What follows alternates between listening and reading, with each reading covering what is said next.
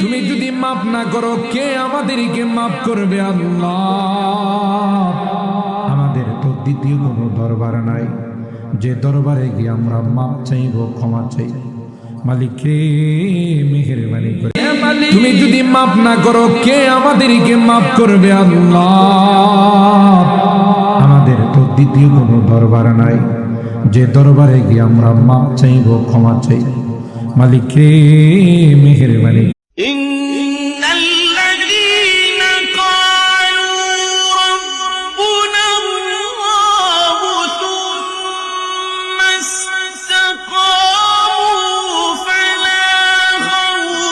وإذ قال إبراهيم رب أرني كيف تحيي الموتى قال أولم تؤمن قال بلى ولكن ليطمئن قلبي قال فخذ أربعة من الطير فصرهن